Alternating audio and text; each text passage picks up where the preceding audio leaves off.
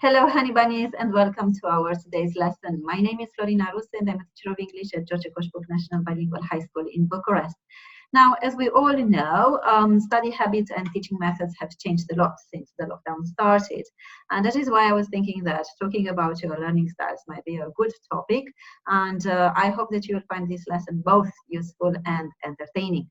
I also hope that this lesson may come as a confirmation of what you have already discovered about yourselves as a learner. And if not, well, this lesson might help you discover who you truly are as a learner. That is why we are going to watch a video together, then we're going to do a little bit of listening. And finally, there will be 2 personality tests.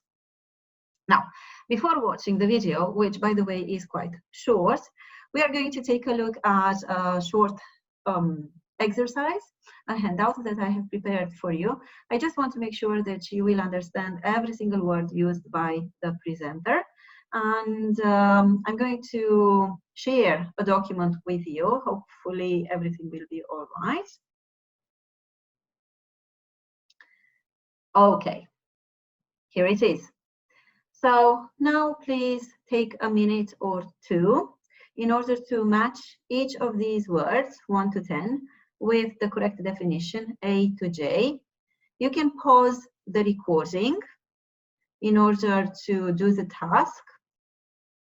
And then we're going to check the answers. So 1, 2, 3, time is up. Let's check. Nervous, please pay attention. This is a false friend. The correct meaning is anxious. You may feel nervous before taking an exam, for example. Number 2, pass an exam with flying colors. It's F. 3, SAT or SATs, an entrance exam used by American colleges and universities. A tutor, J. Pay off, this is A, to result in success. If something pays off, it results in success. Mindset, now that's a beautiful word and a strong word at the same time. Mindset is a person's way of thinking and their opinions. 7, cultivate, goes with B. Divergent, obviously C. 9, another beautiful word, creative thinking.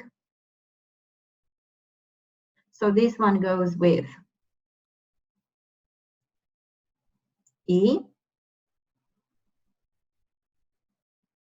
And finally, now here we have an idiom, as in love makes the world go round, or money makes the world go round. And obviously the explanation is G. Now I think that we are ready for our video. Please watch it carefully. And after that, I'm going to invite you to ponder on some of the questions raised by the speaker.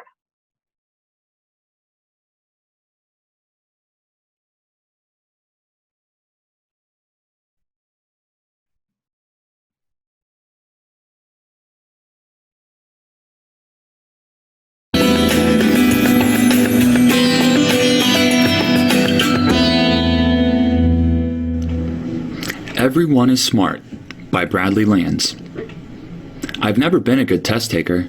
Ever since I was in kindergarten, tests have always been difficult for me. I would always have to study hard, practice for hours, and get extra help. Tests just never came easy to me, especially multiple choice tests. I often found myself choosing the wrong answer. Most of the time, I would get nervous or anxious and overthink the question. I have always thought that there is more than just one right answer to a question and more than one solution to a problem. This has made it very difficult for me to choose the right answers on tests. Because of this, I grew up thinking that I wasn't smart. All of my other friends seemed to be able to pass tests with flying colors, even without studying. I used to hate it when they would finish a test and say, "Well, that was easy," because I never thought any test was easy. What's worse, I would always be the last person to finish a test. For every test, I would have to reread each question multiple times and go back to check my answers. I would even convince myself to change some of my original answers. This process seemed to take forever, but this is what I did for every test. Most of the time, I actually did pretty well on tests, only because I studied and practiced a lot. I felt like I had to work harder than other students in class just to get good grades. Tests just seemed to be so natural and easy for them, I could never seem to understand why. When it was time to take the SATs, I was so nervous I could barely stand it. I studied, completed practice tests, and tried to prepare for the test as best as I could. When I took the test the first time, do you know what I got? 1,000. Back then, that was a total out of 1,600. It was like getting a 63% on the most important test I had ever taken. I was very disappointed. So, I decided to get a tutor to improve my score. I worked hard with my tutor twice a week for a few months and was beginning to gain my confidence back. Then when I got my score back for my second test, guess what I got? A 980. I did worse than I did on my first test, even with tutoring. I was devastated. Luckily, I was still able to get into a good college because I had good grades in school and I worked really hard. In college, I was still able to get good grades and I ended up getting a great teaching job, even with more low test scores. I realized that all my hard work had finally paid off for me. It wasn't until a few years ago when I read a book called Mindset by Dr. Carol Dweck that I finally began to realize that I was smart in my own way. The book was about the fact that human qualities, such as intellectual skills, could be cultivated through effort. This is what she refers to as the growth mindset. I learned 3 valuable lessons from reading this book. Number 1, anyone can get smarter from education and practice. Number 2, my intellectual strength was divergent, creative thinking. And number 3, we should think of difficulties in life as challenges and opportunities for growth. After reflecting on my experiences in life, I realized that everyone is smart in their own way. Everyone has different strengths, which is why teams are often more successful than individuals. I also learned about an idea called multiple intelligences by Howard Gardner, who believes that everyone has at least one type of intelligence. For example, some people can be music smart, body smart, or people smart. These are all different types of intelligences that we as human beings possess, and one type of smart is not necessarily better than the rest. This is what helps to make the world go around, celebrating our differences and our multiple intelligences. So, I challenge you to figure out what your strengths and weaknesses are and use them to your advantage in life. Leverage your strengths and try to improve on your weaknesses. Be proud of who you are and know that you can always improve your abilities with education, practice, and hard work. Okay, so do you remember the 3 lessons? I hope you do, because they are indeed valuable lessons. Do you remember the challenge, namely to discover our intellectual strengths? I hope you do, because this is exactly what we are going to do next. But before that, let's clarify what the speaker means by multiple intelligences. Well, I have to be honest with you, that was my aha moment when I first found out about these multiple intelligences. And suddenly I felt at ease with my skills and with my friends' skills, and I realized that yes, we were all smart. So that is why we are going to do a little bit of listening. And the topic of the presentation is, well, what else but multiple intelligences. We are going to take a look at another worksheet, and you will have like 15 seconds to look at the text and try to predict what kind of words you will need. Now, this is an IELTS listening task, and you will get to listen to the recording only once. All right, so that means you have to be extra careful, and you have to pay a lot of attention, and you have to stay focused. Okay, so first of all, the worksheet.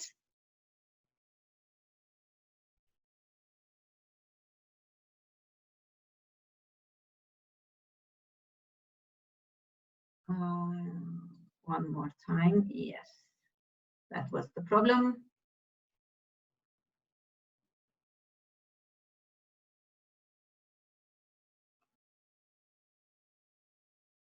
And this is our task. as I've said, 15 seconds, read the text and try to predict what kind of words you will need to fill in each gap.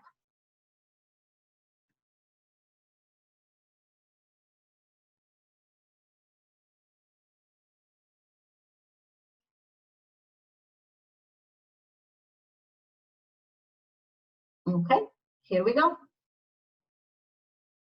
You will hear a talk about different ways of learning.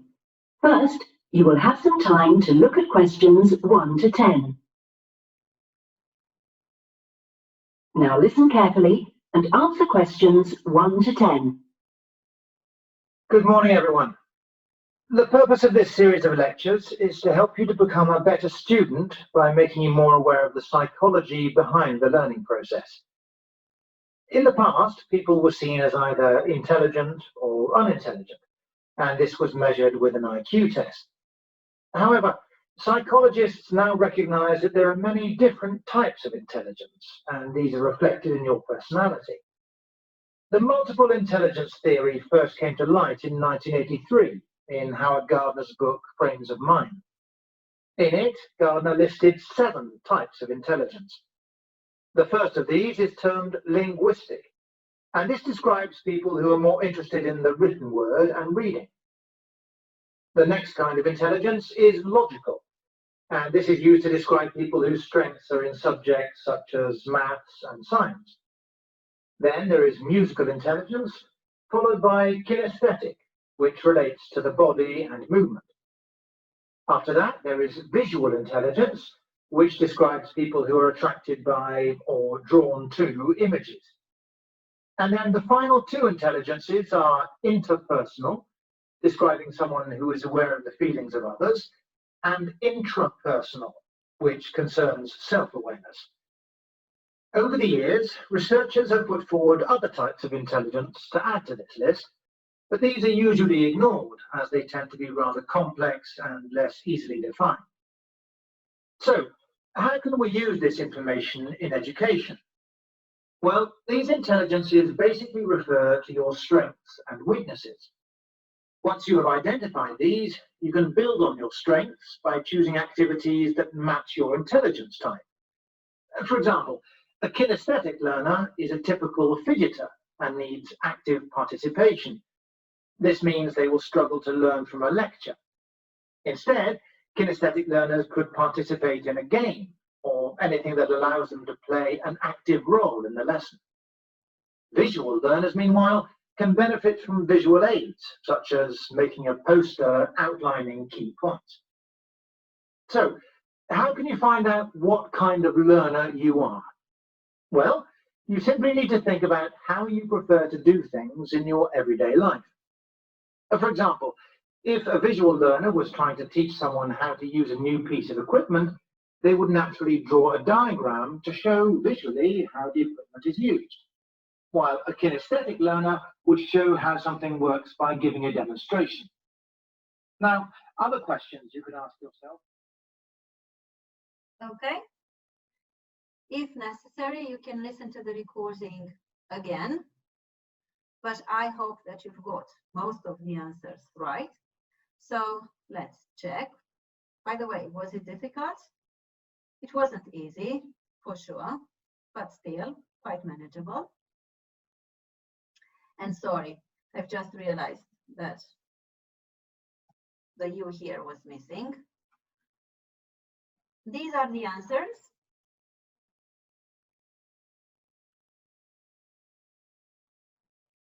Happy? I hope you are happy. And I also hope that now you know a little bit more about these multiple intelligences and why it is so useful to find out what kind of learner you are and what your intellectual strength is. You can do this if you are willing to spend some 20 minutes on a test, which is quite long.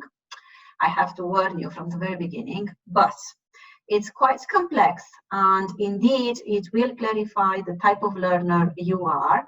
The test looks like this. You can also find it on the internet if it is easier for you to use it. This is the one. And please do not be put off by the sheer number of questions.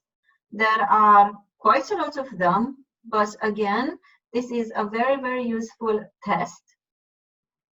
And considering that in September 2020, you will start your final year in high school, you might want to know what kind of learning techniques you should use in order to maximize all those efforts, so to say. I'm just going to scroll down the page. But again, you can find it on the internet, and it will be easier for you to use it, I think, in that format.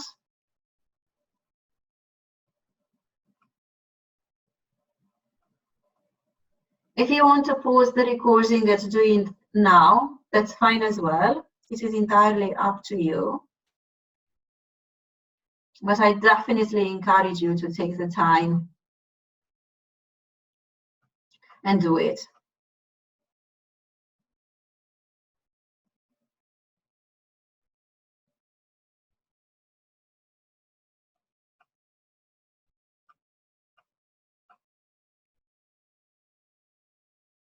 Like any good personality test.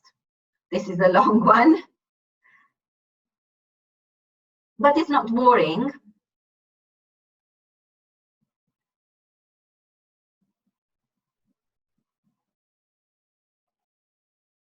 There are 80 questions all in all. And this is how you have to interpret your scores. This is where you will have to do a little bit of drawing and a little bit of maths. The explanation is here as to how to do it, or the instructions. It's not difficult at all, trust me.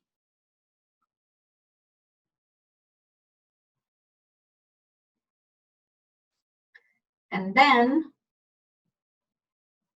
depending on where you score the highest, that will be your main learning style, your strongest intelligence.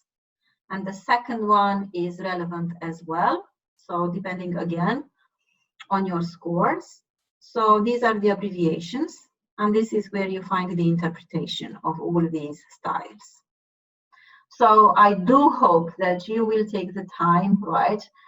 Get a nice cup of tea or a nice cup of coffee, some snacks, a fruit, a chocolate bar, and focus on this test. It is really, really useful. And now, my promise from the beginning of our lesson, another personality test. This one is much shorter, and this one will activate a lot of positive adjectives. And by using those adjectives, of course, that you have to discover something about yourselves. Now, don't get me wrong. This is not that kind of personality test whose results are, 100% accurate. And it's not like, yes, this is exactly what I'm going to do in a life later on, and this is the career that I'm going to choose. No, right? Just take it as yet another opportunity to reflect on who you are, what your priorities are, what your ambitions are, and well, maybe everything will become a little bit clearer. So this is how it goes.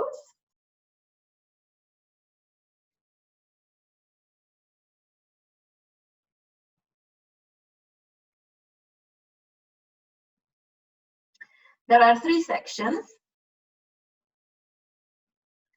Please feel free to check the meaning of some of these adjectives. They are really nice adjectives, positive ones. And be honest. Again, you can pause the recording and you should take a close look at each section and choose only one answer, the closest to what you feel you would do in these situations. The first section, head or heart.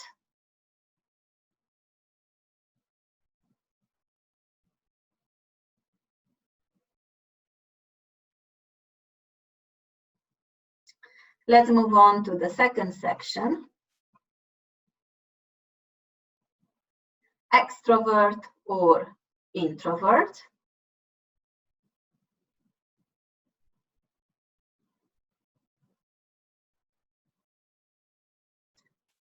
And you can recognize all these nice adjectives, and there are some more to come. And the last section, section 3, facts or ideas.